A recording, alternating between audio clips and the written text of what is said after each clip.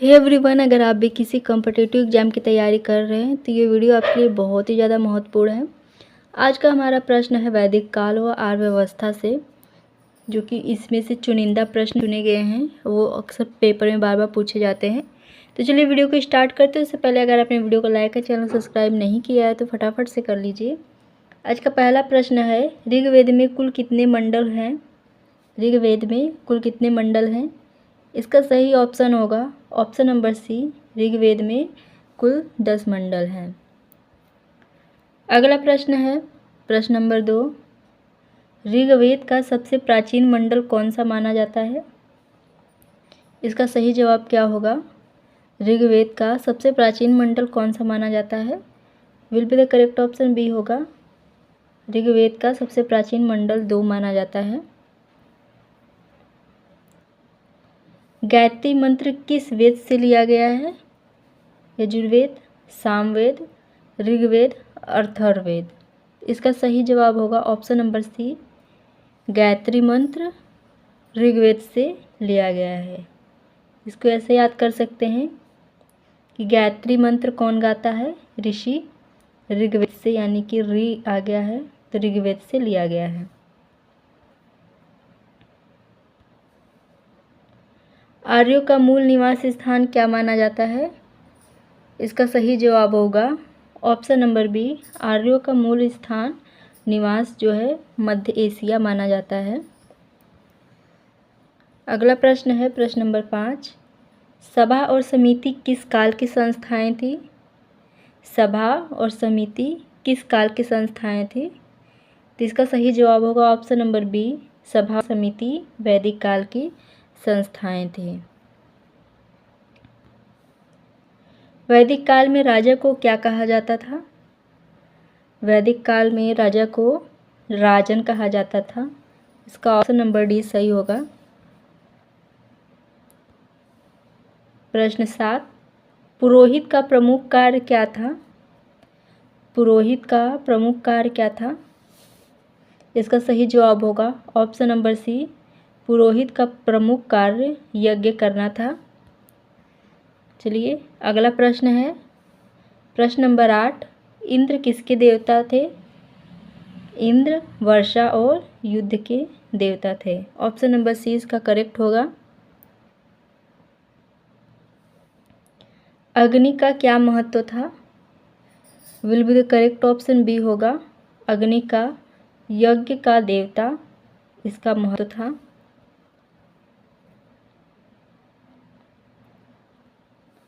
प्रश्न 10, वर्ण व्यवस्था की शुरुआत किस काल में हुई? वर्ण व्यवस्था की शुरुआत किस काल में हुई? इसका सही जवाब होगा ऑप्शन नंबर बी, वर्ण व्यवस्था की शुरुआत वैदिक काल में हुई थी। वैदिक काल में वैश्य का कार्य क्या था? शासन, व्यापार, युद्ध या पूजा? वैदिक काल में वैश्य का कार्य था व्यापार करना।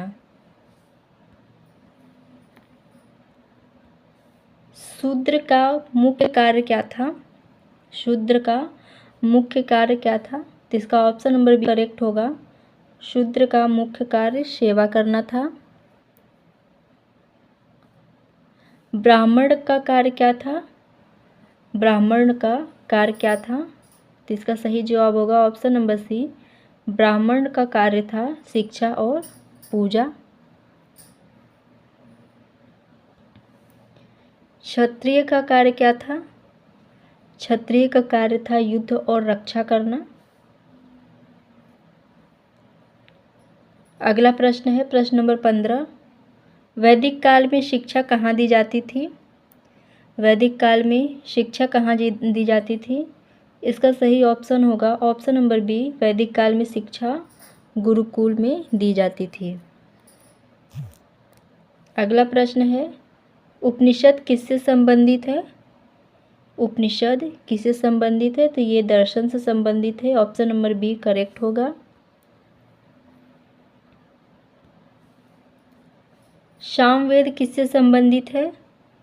इसका सही ऑप्शन होगा ऑप्शन नंबर ए, सामवेद गीत संगीत से संबंधित है। यजुर्वेद किससे संबंधित है? इसका सही जवाब होगा ऑप्शन नंबर बी, यजुर्वेद यज्ञ विधि से संबंधित है।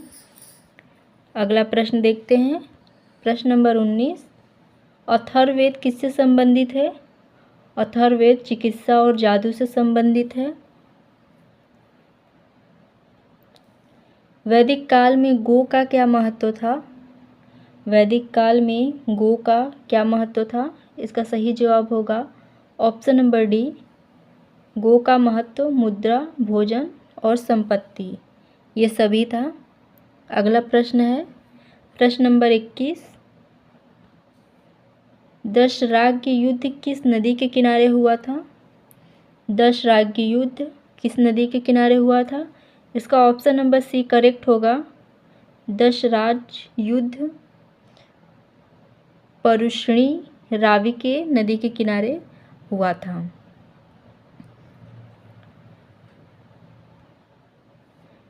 दशराग्य युद्ध में विजेता कौन था?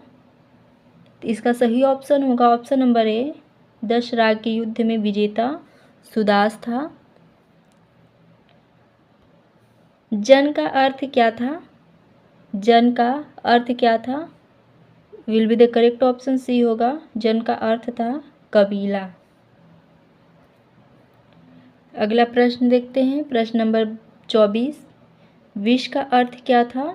विष का अर्थ क्या था? तो इसका सही जवाब होगा ऑप्शन नंबर बी, विष का अर्थ था जनता। गृहपति कौन होता था? गृहपति कौन होता था? तो ऑप्शन नंबर बी सही होगा, गृहपति परिवार का मुखिया जो होता था उसको कहा जाता था। समिति का कार्य क्या था?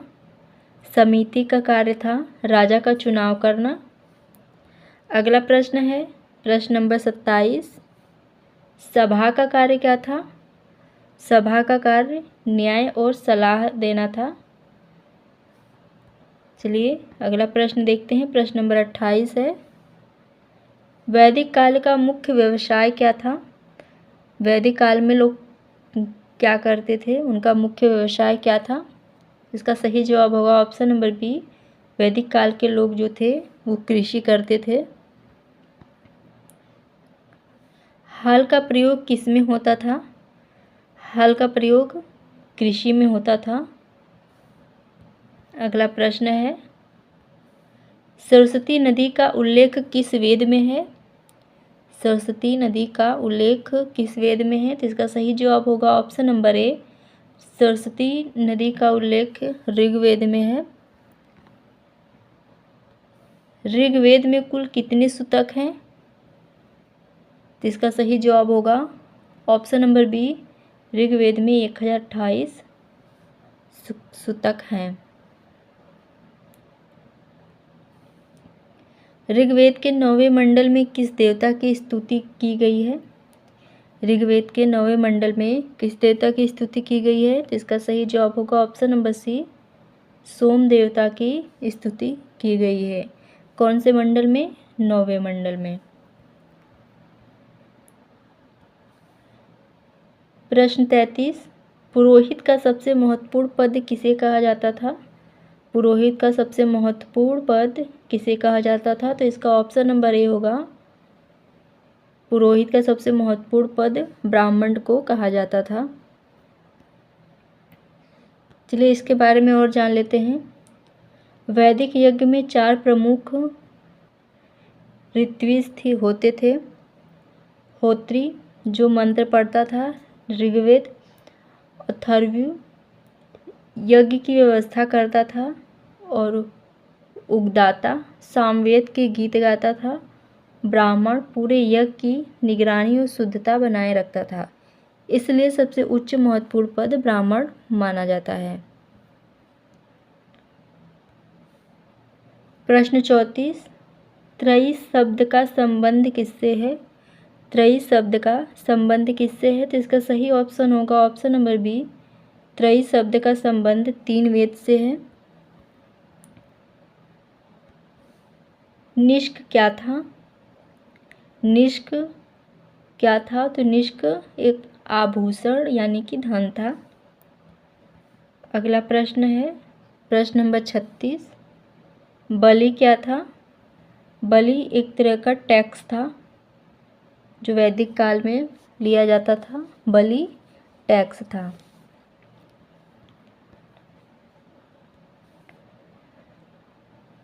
अगला प्रश्न है अश्वमेध यज्ञ किससे संबंधित है? अश्वमेध यज्ञ किससे संबंधित है? तो यह शक्ति प्रदर्शन से संबंधित है। राजसूय यज्ञ का उद्देश्य क्या था? राजसूय यज्ञ का उद्देश्य था राजा का अभिषेक करना। अगला प्रश्न है गोत्र का संबंध किससे है?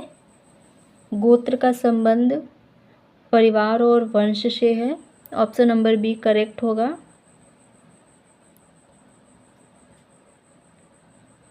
अपाला और लोपामुद्रा कौन थी? अपाला और लोपामुद्रा कौन थी? तो will be the correct option B होगा। विदुषी महिलाएं अपाला और लोपामुद्रा थी। Will be the correct option B है। विश्वामित्र किस वेद से संबंधित है? इसका सही ऑप्शन होगा option number C. Vishwamitra Rigveda से संबंधित है। वशिष्ठ किससे पुरोहित थे? वशिष्ठ किसके पुरोहित थे? ये सुदास के पुरोहित थे। वशिष्ठ एक प्रमुख वैदिक ऋषि थे। वे राजा सुदास के पुरोहित राजपुरोहित थे। दशराग युद्ध में वशिष्ठ ने सुदास का समर्थन किया था।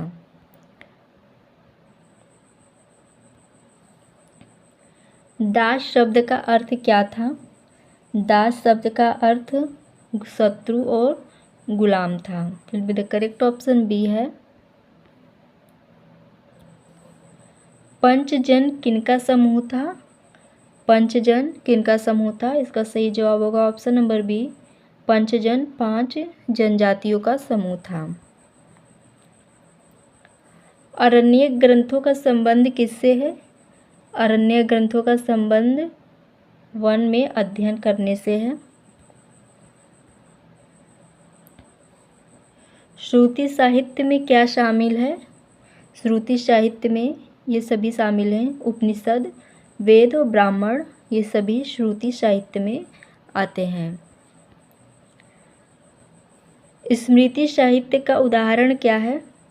इसका सही ऑप्शन होगा ऑप्शन नंबर सी। स्मृति साहित्य का उदाहरण है मनुस्मृति। अगला प्रश्न है प्रश्न नंबर 48। ऋग्वेद में किस नदी का सबसे अधिक उल्लेख है? ऋग्वेद में सबसे अधिक उल्लेख किस नदी का है? इसका सही ऑप्शन होगा ऑप्शन नंबर डी। ऋग्वेद में सबसे अधिक सिंधु नदी का उल्लेख है। ऋग्वेद में सिंधु नदी का सबसे अधिक उल्लेख मिलता है। सिंधु को बहुत महान और शक्तिशाली नदी के रूप में वर्णित किया गया है। सरस्वती भी महत्वपूर्ण है लेकिन उसके उल्लेख कम है। हालांकि उसे नदीनता कहा जाता है, नदी तमा। तो ऋग्वेद में किस नदी का उल्लेख सबसे अधिक है? तो सिंधु नदी का उल्लेख सबसे अधिक है।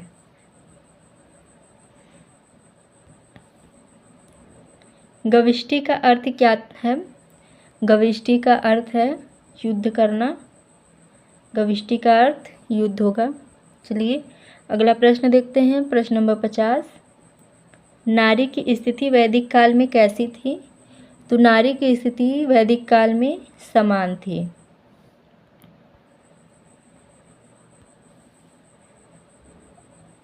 प्रारंभिक वैदिक काल में महिलाओं की स्थिति पुरुषों के समान मानी जाती थी।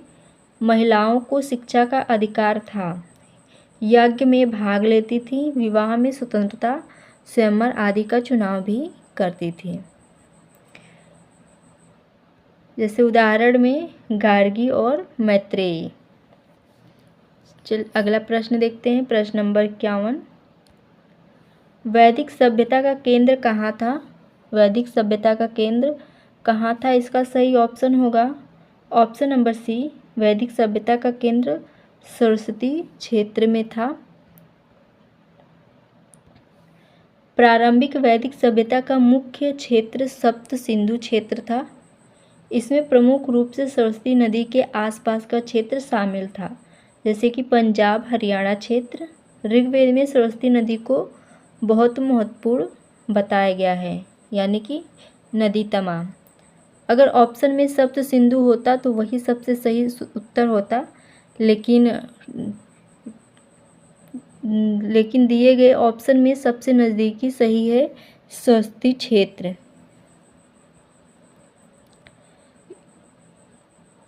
अगला प्रश्न है प्रश्न नंबर 52। ऋग्वेद की रचना किस भाषा में हुई है?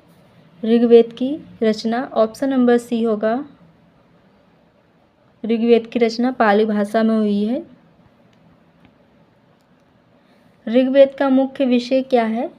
इसका सही ऑप्शन होगा ऑप्शन नंबर बी। ऋग्वेद का मुख्य विषय देवताओं की स्तुति है। अगला प्रश्न है, उद्गाता का कार्य क्या था? उद्गाता का कार्य क्या था? Will be the correct option B होगा, उद्गाता का कार्य गीता गाना था। अथर्वयु का कार्य क्या था? इसका सही ऑप्शन होगा ऑप्शन नंबर बी, यज्ञ की व्यवस्था करना। होत्री का कार्य क्या था? होत्री का कार्य था मंत्र पढ़ना। Will be the correct option B होगा, मंत्र पढ़ना। ब्राह्मण का कार्य क्या था? इसका सही ऑप्शन होगा ऑप्शन नंबर ए, ब्राह्मण का कार्य था निगरानी करना। वैदिक यज्ञ में ब्राह्मण पुरोहित का काम होता था। पूरे यज्ञ की देखरेख करना, त्रुटियों को ठीक करना, यज्ञ की शुद्धता बनाए रखना। अगला प्रश्न है, सप्त सिंधु क्षेत्र किससे संबंधित है?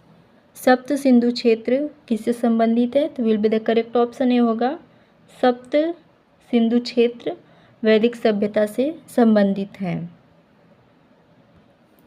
सरस्वती नदी कहाँ बहती थी? सरस्वती नदी पंजाब और राजस्थान में बहती थी। Will be the correct option B है। गायत्री मंत्र किस ऋषि ने रचा? इसका सही ऑप्शन होगा ऑप्शन नंबर बी, गायत्री मंत्र विश्वामित्र ने रचा था। आज के लिए बस इतना ही। आज की क्लास आपको कैसी लगी कमेंट में ज़रूर बताइएगा। वीडियो अच्छी लगी तो लाइक और चैनल को सब्सक्राइब कर दीजिएगा। Thanks for watching.